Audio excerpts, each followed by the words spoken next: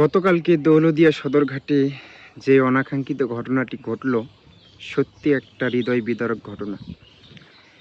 50 জন যাত্রী নিয়ে একটা বাস পদ্মা নদীর ভিতরে ডুবে গেল। যদিও সেখান থেকে কিছু মানুষ বেরিয়ে আসতে পেরেছে, কিন্তু বেশিরভাগ মানুষই কিন্তু প্রাণ হারিয়েছে। এবার ঈদটা যেন মানুষের জন্য অভিশপ্ত হয়ে দাঁড়িয়েছে। গত কয়েকদিন আগেই এই সদরঘাটে এক লঞ্চ আরেক লঞ্চের সাথে ধাক্কা লেগে কয়েকজন মানুষের প্রাণ হারালো।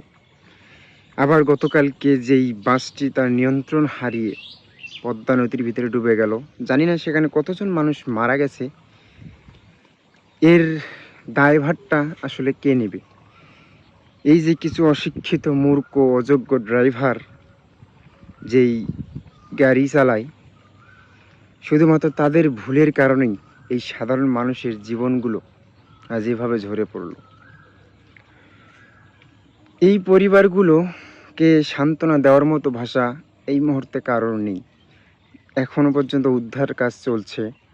জানি না কতজন মারা গেছে এবং কতজন জীবিত উদ্ধার হয়েছে।